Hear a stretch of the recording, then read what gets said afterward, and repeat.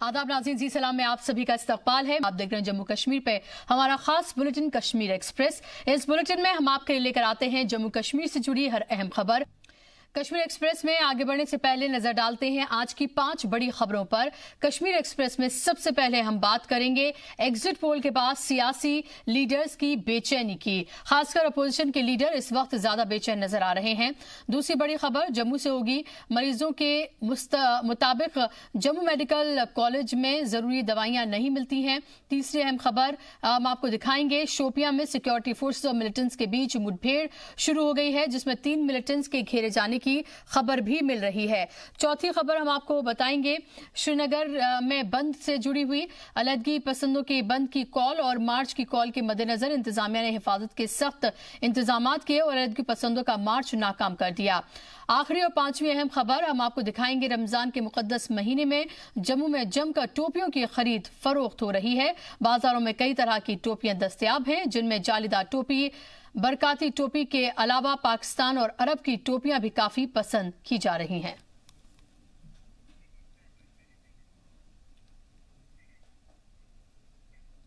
आम इंतखाबात के बाद अब बारी है नतीजों की। पूरे मुल्क को नतीजों का इंतजार है। इसके लिए कई तरह के कयास लगाए जा रहे हैं। चैनल्स पर एग्जिट पोल्स आने के बाद लीडरान खास करके अपोजिशन जमातों में बेचैनी नजर आ रही है। कोई एग्जिट पोल पर सवाल उठा रहा है तो कोई ईवीएम पर। यहां तक कि इलेक्शन कमीशन तक को नहीं बख्शा जा रहा है।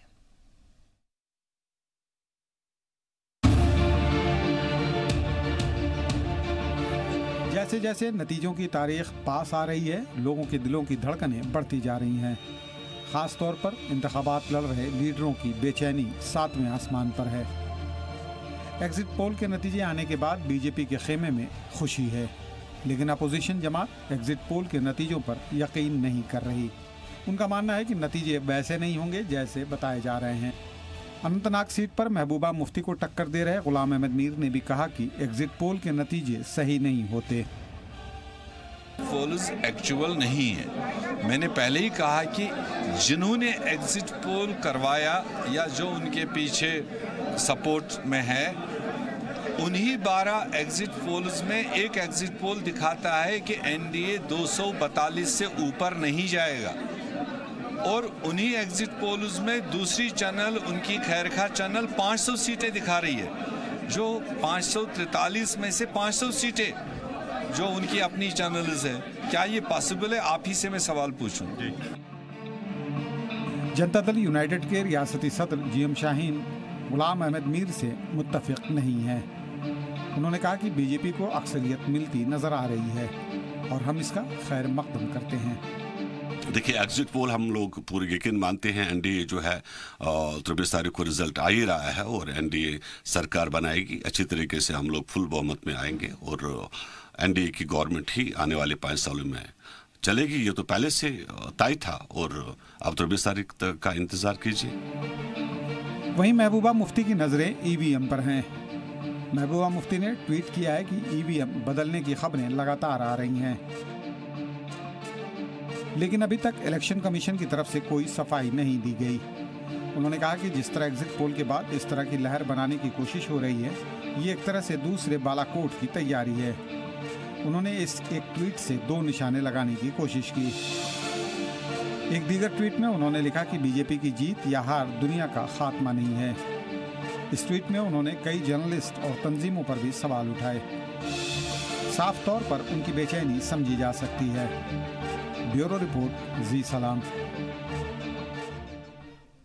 तो एग्जिट पोल के सामने आने के बाद तरह तरह के सवाल उठ रहे हैं। कोई इस पर यकीन कर रहा है, कोई यकीन नहीं कर रहा है। जाहिर सी बात है कि जिसके हक में है वो इस पर यकीन कर रहा है, जिनके हक में नहीं है वो इसको किसी भी तरह से यकीन नहीं कर रहा है। हालांकि कुछ नेता इसको प्रोपेगेंडा भी बता रहे हैं। इस पर बात करने के लिए हमारे साथ खास मेहमानों का पैनल जुड़ गया। इनका तारुफ मैं आपसे कराना चाहूंगी। मेरे साथ डॉक्टर हरबख्श सिंह साहब हैं, पीडीपी के स्पोक्स पर्सन, श्रीनगर स्टूडियो से हमारे साथ जुड़ गए हैं। चन्नी सिंह हैं, कांग्रेस के लीडर, मेरे साथ जुड़ गए हैं। और इसी के साथ ही प्रिया सेठी हैं, बीजेपी की लीडर हैं, मेरे साथ जुड़ गई हैं। आप तमाम मेहमानों का बहुत बहुत इस्तकबाल है।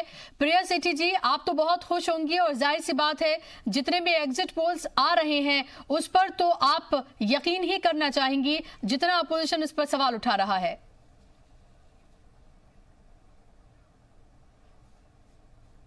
देखिए, हमें अपनी लीडरशिप पे बहुत फक्र है और गर्व भी है, और खासकर जिस तरह से 5 साल के अंदर जो डेवलपमेंट का एजेंडा लेकर मोदी सरकार आई थी, बीजेपी की सरकार आई थी, वो उस पर खरी उतरी है और लोगों को छूते हुए, उनके स्कीम्स को छूते हुए, जो वोट बैंक पॉलिटिक्स है या फिर उसको नकार के जो लोगों ने इस बार भारतीय जनता पार्टी का कार्यकर्ता लड़ा नहीं है, ये लड़वाया नहीं है इलेक्शन। इस बार लोगों ने, इस बार पूरे देश की जनता ने इलेक्शंस लड़वाए हैं और मन से जो है मोदी जी को दोबारा से जिताकर जो है वो प्रधानमंत्री बना रहे हैं। और इस बार पिछली 2014 से भी ज्यादा आप अगर वोट बैंक देखेंगे तो हर कास्ट का हो, हर रिलीजन का हो, हर एक ने जो है खुलकर वोट किया और मोदी जी को प्रधानमंत्री का एक मोहर जो है वो लगा दिया है। जी, हरबख्श सिंह जी, आपको क्या परेशानी है? लगातार हम ये देख रहे हैं कि आपकी पार्टी की leader Mehbooba Mufti exit polls को लेकर हमलावर हैं, सवाल उठा रहे हैं, टीवी चैनल्स पर सवाल उठा रहे हैं। आप इंतजार कर लीजिए 23 मई तक का, आपके सामने दूध का दूध पानी का पानी हो जाएगा। ऐसे में इस तरह के सवाल खड़े कर आखिर क्या हासिल करने की कोशिश की जा रही है? सबसे पहले आपको मैं कहूं कि 98 से आज तक जो भी एग्जिट पोल्स आए हैं उनका नतीजे आपके पास भी हैं, कब एग्जिट पोल सही हुए हैं।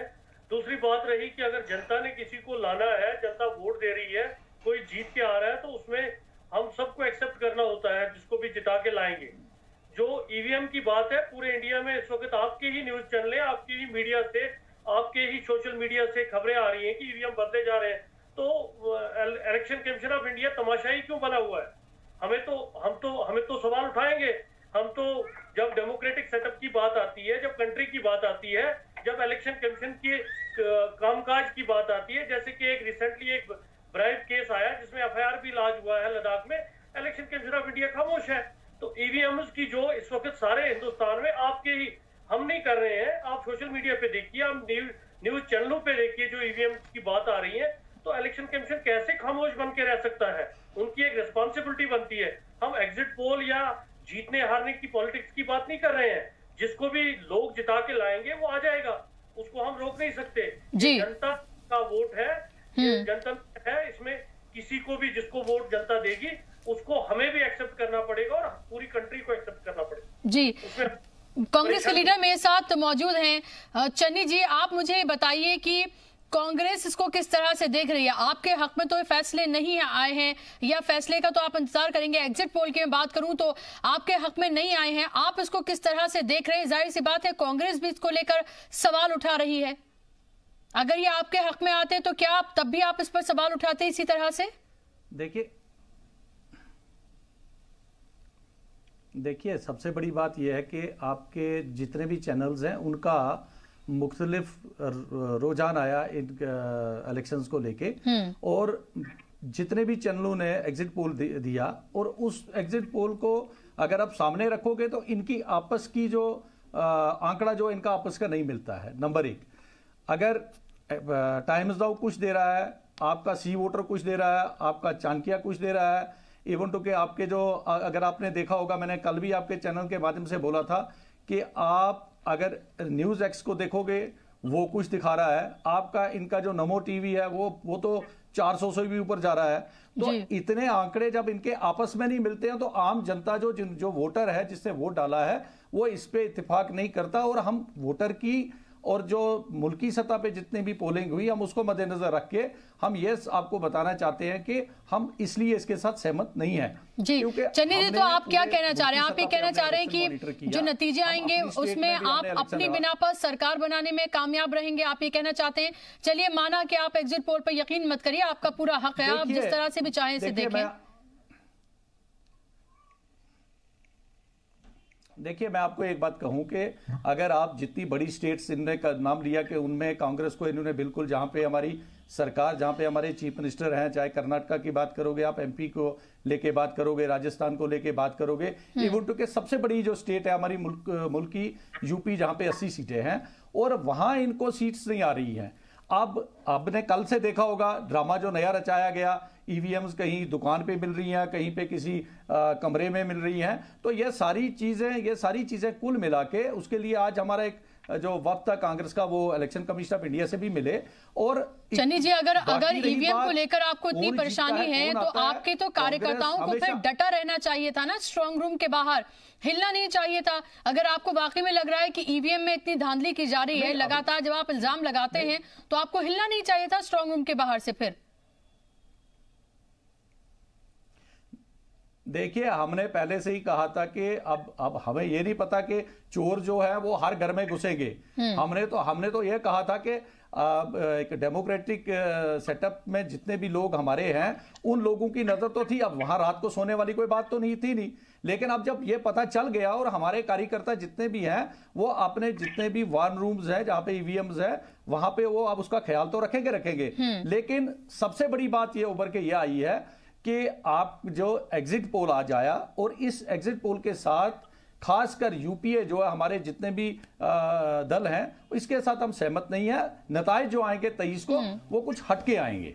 ठीक है, मैं बीजेपी से पूछना चाहती हूँ, मैं आपसे पूछना चाहती हूँ प्रिया सेठी जी के लगातार हम ये देखते हैं कि ईवीएम को लेकर हमेशा अपोजिशन ही सवाल उठाता है। ईवीएम में गड़बड़ी को लेकर या इस तरह से ईवीएम बदली जा रही हैं या जो ट्रक्स देखे जा रहे हैं, तमाम जो परेशानी है या तमाम बातें जो हैं हमेशा अपोजिशन की तरफ से उठाई जाती हैं। लोग इसलिए सवाल पूछते हैं और इल्जाम लगाते हैं कि बीजेपी को कभी कोई परेशानी क्यों नहीं होती, बीजेपी कभी कोई सवाल क्यों नहीं उठाती।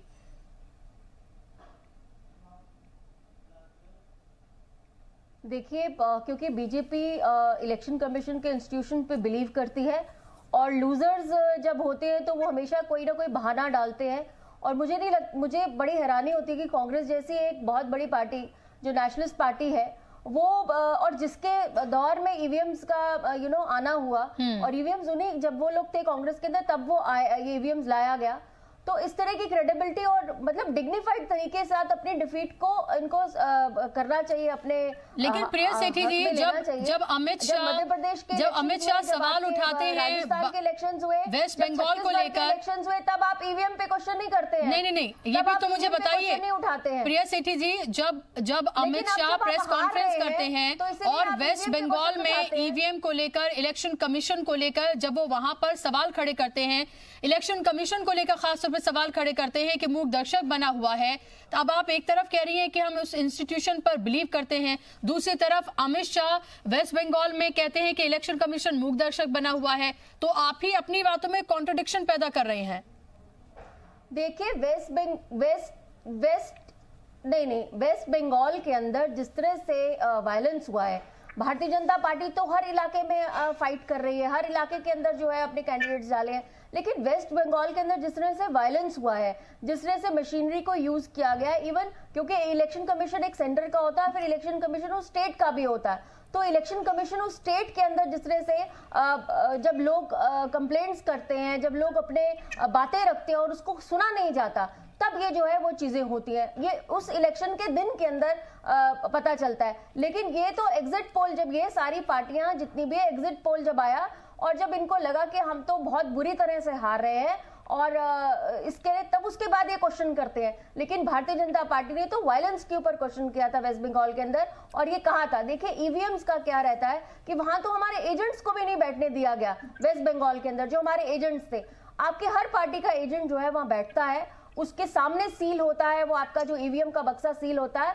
और उसका एक आईडी लगाया जाता है जो सीसीटीवी में वो कभी भी आईपी एड्रेस के साथ वो कभी भी कहीं भी जाके वो कैंडिडेट जो है जांच कर सकता है। तो ये कहना कि ईवीएम्स मैनिपुलेटेड है या ईवीएम्स के माध्यम से पूरे इलेक्शन कमीशन जैसे एक बड़े इंस्टीट्यूशन को, जो ऑटोनॉमस इंस्टीट्यूशन है, उसके अंदर एक क्वेश्चन मार्क डालना कहीं ना कहीं भारत की डिग्निटी को क्वेश्चन मार्क करता है। कहीं ना कहीं ये बहुत सारे और मुल्कों को एक हंसी का पात्र बनाते हैं। ठीक है, हरबख्श सिंह जी, मुझे बताइए कि जब आपने बीजेपी के साथ मिलकर जम्मू कश्मीर में हुकूमत बनाई थी, तब आपने ईवीएम को लेकर सवाल नहीं खड़े किए थे।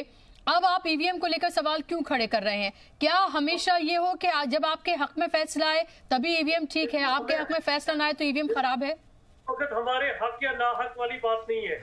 मैंने पहले भी आपको कहा कि अवाम जिसको चुनेगी, जिसको वोट देगी, वो आएगा, वो फैसला हमें मंजूर होगा। लेकिन आज जो आपको ईवीएम दुकानों से मिल रहे हैं, सड़कों से मिल रहे हैं, आप लोग मीडिया वाले भी उस बात पे बात क्यों नहीं करना चाहते कि इलेक्शन कमीशन कहाँ है, ये ईवीएम कहाँ से आए? हम पूरे भारत की बात कर रहे हैं। बात नहीं कर रहा हूँ, मैं पूरे हिंदुस्तान की बात कर रहा हूँ कि आप हमारी 1 सीट 2 सीट 3 सीट ये अपनी बात करें, पहले पीडीपी वाले अपनी बात करें कि इनके बीच बिहाड़ा में 50 ऐसे पोलिंग बूथ थे जहां पर एक वोटर नहीं आया, वहां पर 0.01 वोटिंग हुई है। लोगों ने तो इनकी लीडरशिप को वैसे ही नकार दिया है, लोगों ने तो इनकी लीडरशिप को वैसे ही नकार दिया। इनकी अपना जो बैटल ग्राउंड है महबूबा मुफ्ती जी का, जो चीफ मिनिस्टर नहीं है, वहां पर 50-60 ऐसे पोलिंग बूथ थे जहां पर 0% वोटर गया है, यानी कि लोगों ने इनकी लीडरशिप को नकारा है। इनको तो डिग्निटी के साथ अपनी डिफीट को करना चाहिए, क्योंकि इनको ग्राउंड लेवल पता है कि हमारा कितना वोटर निकला। अच्छा, मुझे ये बताइए हरबख्श सिंह जी, कितना वोटर हमारा रह गया। और चन्नी जी, आप मुझे दोनों ही बताइए, हरबख्श सिंह जी और चन्नी जी, मुझे ये बताइए, अगर आपको ये लग रहा है कि इस तरह से ईवीएम जो पकड़े जा रहे हैं, या जिस तरह से अभी हरबख्श सिंह जी आप बोल रहे हैं कि अलग अलग जगहों पर ट्रकों में यहाँ वहाँ मिले जा रहे हैं और वहां पर वीडियोस उसके सामने आ रही हैं, आप मीडिया को लेकर सवाल उठा रहे हैं, आप बताइए, आप अपोजिशन के तौर पर आप कहाँ क्या कर रहे हैं? आप क्यों नहीं सड़कों पर हैं? आप क्यों नहीं सवाल कर रहे हैं? अब सबने लिखी हुई है चिट्ठियां, हमने भी इलेक्शन कमीशन, इवन जब क्लबिंग हुई श्रीनगर में, एक और सिस्टम किया इलेक्शन कमीशन ऑफ इंडिया ने, 8-8 4-4 किलोमीटर 8-8 9-9 बूथ्स को क्लब किया गया कि सो दैट लोग ना पहुंच पाए। तो उस पे भी हमने चिट्ठियां लिखी हुई है। इलेक्शन कमीशन ने तो किसी चीज को नहीं माना। हमने के बारे में इतना सारा किया कि आप 5 किलोमीटर 6 किलोमीटर 7 किलोमीटर दूर 8-8 पोलिंग स्टेशन को क्लब कर रहे हो। हमारी बातें तो सुनी नहीं गई। हम तो तभी चला रहे हैं कि इलेक्शन कमीशन जो है वो तमाशाई बना हुआ है। ये तो हम कब से चला रहे हैं, ये आज की बात थोड़ी। पोलिंग रुझान जो आते हैं, अगर गवर्नमेंट, अगर पूरे हिंदुस्तान की आवाम मोदी जी को वापस लाना चाहती है तो हमें कोई प्रॉब्लम। ठीक है चन्नी जी, मुझे ये बताइए कि आप एक मजबूत अपोजिशन का किरदार निभाने में क्यों आखिर आप नाकाम हैं? क्यों नहीं वो कहते हैं जो एक आग है, एक ज़ील जो है वो आपके अंदर क्यों नहीं नजर आ रही है? लोग इंतजार कर रहे हैं। अगर ईवीएम को लेकर सवाल उठ रहा है, अगर ईवीएम जगह जगह पर मिल रही हैं या इस तरह की शिकायतें की जा रही हैं, आप मुझे बताइए, आप एक सबसे बड़ी पार्टी होने के नाते आप क्यों नहीं सड़कों पर हैं? आप क्यों नहीं सवाल उठा रहे हैं? राहुल गांधी तो ऐसा लग रहा है 19 तारीख के बाद बिल्कुल गायब ही हो गए हैं। देखिए, सबसे बड़ी बात ये, आपने पहली बात ये कही कि आप लोग अपोजिशन का रोल क्यों नहीं निभा रहे हैं। आपने देखा होगा कि पिछले 5 साल हमारे पास कांग्रेस के सिर्फ 40 एमपी थे, और 40 एमपी होते हुए हम लोगों ने बहुत अच्छे तरीके से अपोजिशन का रोल निभाया, और 5 साल लोगों के मुद्दों को लेके राहुल गांधी जी और उनकी टीम जो थी, चाहे वो राज्यसभा में थे, चाहे वो इसमें पार्लियामेंट के अंदर थे, और उन लोगों ने वहां जाके खूब लोगों के जो जज्बात थे, लोगों के जो मुद्दे थे, उनको उजागर किया। नंबर 2, आपने कहा कि आप सड़कों पे क्यों नहीं है। हम लोगों ने आज, आपने देखा होगा कि 21 पॉलिटिकल पार्टीज जो हैं वो आज इलेक्शन कमीशन ऑफ इंडिया से मिली और अपने जो उजरात थे उनके सामने रखे, उनसे बात की, और जो जो कमियां रही, जो जो कमियां आने वाले कल काउंटिंग के दिन है उनसे उजागर किया। और कुछ बातों को लेके इलेक्शन कमीशन ने उनको विश्वास दिया, जो आप प्रेस के माध्यम से आपने भी सुना और आपके लोग भी वहां पे होंगे। और ऐसी कोई बात नहीं है, कांग्रेस ने जब भी जरूरत अपोजिशन की पड़ी, उन्होंने अपोजिशन का रोल बखूबी निभाया। हाँ, अब बीजेपी पिछले 5 साल से सत्ता में है, मोदी जी प्राइम मिनिस्टर हैं, क्योंकि इनको सत्ता में रहने की आदत नहीं थी। अपोजिशन यही लोग करते, जैसे अभी ये कहते हैं कि अभी प्रिया जी बोल रही थी कि इन लोगों ने ये लोग सत्ता से बाहर जा रहे हैं, मोदी जी फिर दोबारा प्राइम मिनिस्टर बन रहे हैं, इसलिए ये अब किंतु परंतु करके। ठीक है चन्नी जी, सबको इंतजार रहेगा, 23 तारीख का इंतजार रहेगा, जिस दिन ये रिजल्ट आएंगे और तमाम चीजें जो हैं वो बिल्कुल साफ हो जाएंगी और किसी को कुछ कहने सुनने की गुंजाइश भी नहीं रहेगी। बहुत बहुत शुक्रिया आप तीनों मेहमानों का इस डिबेट का हिस्सा बनने के लिए, और फिलहाल यहाँ पर रुक रहे एक छोटे से ब्रेक के लिए।